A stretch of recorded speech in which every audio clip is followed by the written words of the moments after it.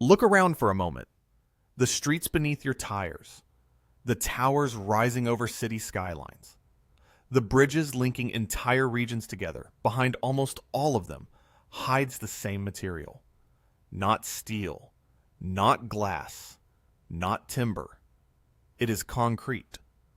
Plain gray, easy to ignore, yet it quietly supports the modern world. Humanity produces such an astonishing amount of it every year that if gathered into a single continuous stream, it would stretch from the frozen Arctic all the way to the southern edge of South America. As unbelievable as that sounds, it is simply the scale of the numbers. In fact, among everything humans consume on Earth, only water is used more than concrete.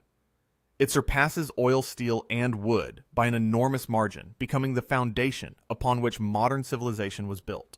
For more than 100 years, the construction industry has treated concrete as the default solution to almost every major building challenge.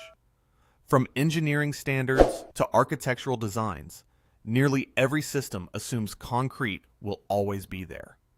Yet hidden beneath its success is a problem few people ever think about. Producing cement, the key ingredient that gives concrete its strength, generates an immense amount of carbon dioxide, and the scale is far from insignificant. Cement manufacturing alone accounts for roughly 8% of humanity's annual greenhouse gas emissions. That footprint exceeds the emissions from all airplanes combined and approaches the impact of the world's vast fleet of cars and trucks. So when Chinese researchers released a study in 2025 suggesting a fundamentally different way to manufacture concrete, the scientific community paid attention. What happened next was even more interesting as engineers across Germany, Japan, and South Korea quickly began exploring how to replicate the breakthrough. But to understand why this development created such excitement, you have to go back and ask a simple question. If concrete creates such a massive environmental challenge, why was the problem not solved decades ago? The answer is surprisingly straightforward. Concrete is not an outdated material waiting to be replaced. It is one of the most effective inventions humanity has ever created. It is inexpensive enough for large-scale projects in developing nations, yet strong enough to support massive skyscrapers. It can be shaped into almost any form engineers imagine, hardens naturally without complex processing, and avoids many of the weaknesses that plague other materials. Unlike steel, it does not rust. Unlike wood, it does not decay. Unlike glass, it does not easily shatter. And that combination of affordability, durability, and versatility is exactly why replacing it has proven far more difficult than anyone expected. One reason concrete has remained untouchable for so long is simple. It does almost everything engineers could ask for. It survives for decades, with minimal upkeep, can be found virtually everywhere on the planet, and behaves in ways builders understand with remarkable precision. Whether facing freezing winters, crushing loads, or the passage of time itself, concrete has repeatedly proven its reliability. Entire transportation networks, skyscrapers, and cities have been designed around that confidence. Yet hidden behind this success is a challenge that runs far deeper than construction techniques. The real issue begins during cement production. Creating cement requires heating limestone to temperatures above 1,400 degrees Celsius, triggering a chemical reaction that releases carbon dioxide directly from the rock. Even if every cement plant operated on completely clean energy, those emissions would still occur. They are not caused only by fuel consumption. They are embedded in the chemistry of the process itself. The scale of the problem becomes almost difficult to comprehend when viewed globally. Between 2011 and 2013 alone, China consumed more cement than the United States used throughout the entire 20th century. In just 2 years, vast urban centers emerged where empty land once stood. Highways connected previously isolated regions, and bridges spanned waterways that had never been crossed before. As construction accelerated worldwide, researchers searched relentlessly for solutions. Some replaced portions of cement with industrial byproducts, such as slag or fly ash. Others investigated alternative binders through geopolymer concrete, while additional teams focused on carbon capture technologies at manufacturing plants. These approaches delivered improvements, but none transformed the economics enough to reshape the global industry. The basic formula remained unchanged: mix pour and wait. Then a different question emerged, one that challenged a century of assumptions. What if the breakthrough had nothing to do with changing the ingredients at all? That question led a research team from Tongji University, the China Building Materials Academy, and Shanghai Jiaotong University down an unexpected path. Freshly mixed concrete is not a solid structure. It is a dense slurry filled with water air pockets and loosely arranged particles. Traditionally, gravity and time slowly organize this mixture as it hardens. The researchers chose not to wait. Instead, they applied mechanical pressure ranging from 5 to 15 megapascals while the material was still wet. The effect was dramatic. Excess water and trapped air were forced out, compressing the internal structure into a much denser form.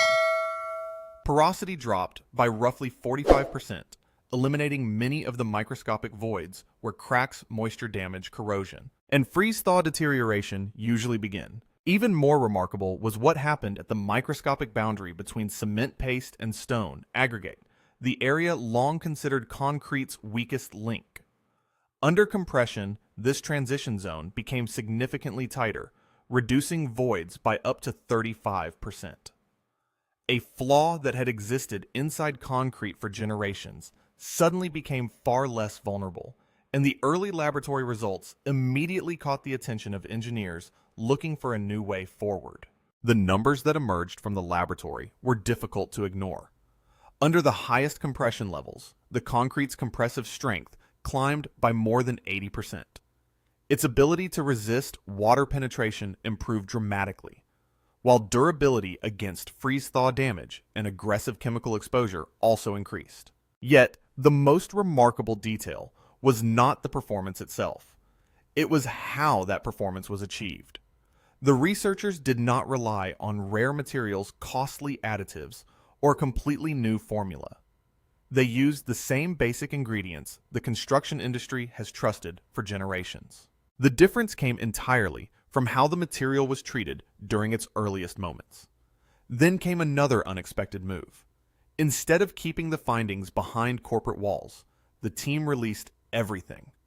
Detailed datasets, microscopic imagery, and nanoscale mechanical testing results were made publicly available. In a field where valuable discoveries are often closely guarded, that level of openness attracted attention almost immediately. Once independent engineers began verifying the results for themselves, curiosity quickly turned into serious excitement. But while scientists were reimagining concrete, another group was asking a far more disruptive question. What if some future buildings did not need nearly as much concrete in the first place? That idea led to the rise of a technology known as B-Core, developed by Broad Group, a company already famous for challenging long-held assumptions about construction. At first glance, B-Core panels appear surprisingly simple. Thin layers of steel sit on either side of a carefully engineered network of hollow steel tubes, forming a precise geometric structure hidden within. The concept borrows heavily from aerospace design, where strength comes not from overwhelming mass, but from intelligent distribution of forces. Just as modern aircraft achieve extraordinary durability with lightweight structures, B-Core spreads loads through its internal lattice rather than relying on sheer bulk. The result is a system where the outer steel layers manage compression and tension, while the internal framework handles bending and torsional forces with remarkable efficiency. That combination produces a striking advantage. A B-Core panel can weigh less than 1/10 as much as a comparable reinforced concrete slab, while supporting similar structural demands. Broad Group had already captured global attention years earlier when it assembled a 30-story hotel in just 15 days, using modular construction techniques. B-Core pushed that philosophy even further. The panels are designed to connect through robotic fastening systems, allowing major sections of a building to come together in a fraction of the time required by traditional methods. In 2025, a 10-story structure in Chengdu was assembled from B-core modules in under 30 hours. The speed was not the result of extraordinary effort, it was built into the system itself. And perhaps even more important was its performance during seismic testing. Conventional concrete buildings carry enormous weight, which becomes a major challenge when earthquakes strike. Every ton of mass generates additional force as the ground moves beneath it. Because B-core structures are dramatically lighter, they respond differently to those stresses, absorbing and redirecting energy with impressive resilience. For the many densely populated regions of the world that live under the constant threat of earthquakes, that advantage could prove far more significant than rapid construction alone. What makes this story so compelling is that these technologies are not competing with each other. They are attacking the same challenge from different angles. CC improves the concrete the world still needs, making it stronger, more durable, and significantly cleaner. B-core tackles the issue from the opposite side, reducing the amount of concrete required in the first place. Together, they create something much larger than two separate innovations. Less material, lower weight, faster construction, reduced emissions, and potentially lower costs all begin stacking on top of one another. For an industry responsible for shaping entire cities, that combination is difficult to ignore. And that is exactly why construction companies around the world started paying attention far sooner than anyone expected. Normally, major changes in building technology move at a glacial pace. Regulations evolve slowly, and engineers are cautious for good reason. Mistakes in structural design can have life or death consequences. Yet within months of the 2025 research release, momentum was already building across multiple continents. The signs were everywhere. More than 34 international patent families began referencing the original Chinese work, with applications emerging from countries including Germany, Japan, South Korea, and the United Kingdom. This was no longer just academic curiosity. Organizations were investing real money, legal protection, and long-term development plans into the technology. By 2026, exports of carbon-cured concrete additives from China had reached 12.4 million metric tons. Destined for markets in the United States, the United Kingdom, and Southeast Asia, a tenfold increase in only 2 years. Some of the world's largest construction players moved quickly as well. LafargeHolcim secured a 5-year agreement with Beijing Cement Group to adapt B-core systems for European prefabricated construction. Near Berlin, engineers began testing compression cast concrete on an operational highway project. In Japan, Obayashi Corporation partnered with Beijing University of Civil Engineering to explore substantial reductions in cement consumption for projects linked to the Osaka Expo. Meanwhile, South Korea's Hyundai Engineering announced plans for a domestic B-core manufacturing facility as part of its broader smart city ambitions. None of this expansion was driven by environmental slogans alone. The driving force was economics. In regions where carbon emissions carry financial penalties, reducing cement use by 40% can immediately lower costs.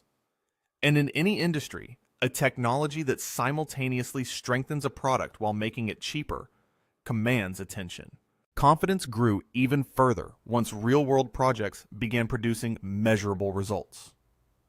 Along the Pingjiang River, a 150-meter bridge deck built using CCC technology was monitored for an entire year through embedded sensors tracking strain and moisture. The structure consistently delivered an average compressive strength of 61 megapascals, matching laboratory forecasts almost perfectly. No visible cracking appeared, and moisture levels remained stable throughout the trial. Every piece of monitoring data was publicly archived, allowing engineers worldwide to examine the results firsthand.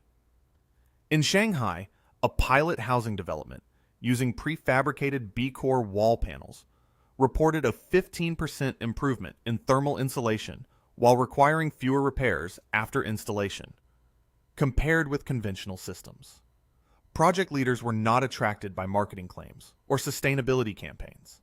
They adopted the technology because the numbers made sense. It performed better reduced costs and came backed by transparent evidence. That combination of open research, successful field testing, and clear financial benefits is what makes this moment feel different from countless previous promises about the future of concrete. Even more striking are the projections. Researchers estimate that if only 30% of new structural concrete worldwide adopted compression casting methods, annual carbon dioxide emissions could fall by roughly 850 million tons. That figure exceeds the total yearly emissions of entire industrialized nations, such as Germany. Yet despite the enormous potential, the path from breakthrough to worldwide adoption remains challenging, and the obstacles ahead may be every bit as important as the innovation itself. Of course, a breakthrough on paper is not the same thing as a transformation of an entire industry. One of the biggest obstacles lies in something far less exciting than cutting-edge engineering regulation. Building standards around the world are intentionally conservative, often taking years or even decades to evolve. That caution exists for a reason. When a structural system fails, the consequences extend far beyond financial losses. Before CC can become commonplace. Each country must conduct its own testing programs, validate performance under local environmental conditions, navigate lengthy approval processes, and train professionals capable of applying the technology correctly and consistently. The research may be global, but implementation remains local. At the same time, there is a practical challenge that cannot be ignored. Compression casting systems require specialized equipment that many existing concrete facilities were never designed to accommodate. Upgrading plants or constructing new production lines demands substantial investment. And while major corporations may recover those costs quickly through efficiency gains and lower compliance expenses, smaller builders could face a much steeper climb. That reality highlights an important distinction. The science is no longer the primary question. The laboratory results, field trials, and engineering data have already demonstrated what is possible. The real challenge now is bridging the distance between possibility and adoption. That gap is shaped by economics, policy decisions, infrastructure, investments, and coordination across industries that rarely move at the same speed. The researchers who unveiled these findings in 2025 effectively handed the world a new tool. Whether governments, companies, and institutions choose to embrace it quickly enough is another matter entirely. Yet despite the hurdles ahead, something undeniably significant has already happened. For the first time in generations, one of humanity's most fundamental building materials is undergoing a meaningful transformation, not as a distant concept, but through real projects, real structures, and real-world performance. That alone marks a turning point. And perhaps that is the most fascinating part of this entire story. Concrete is so ordinary that most people never think about it at all. It sits beneath our feet, surrounds our cities, and quietly supports daily life without demanding attention. Yet because it is the second most consumed substance on Earth, after water, even small improvements can create consequences on an enormous scale. A change introduced today can eventually ripple through highways, bridges, homes, skyscrapers, and entire nations. The future of construction may not arrive through a flashy invention or a futuristic machine. It may emerge from rethinking a material that has been hiding in plain sight all along. And if such a massive opportunity remained overlooked for so many years, it raises an intriguing question. How many other breakthroughs are sitting right in front of us right now, waiting for someone to see a familiar problem from a completely different angle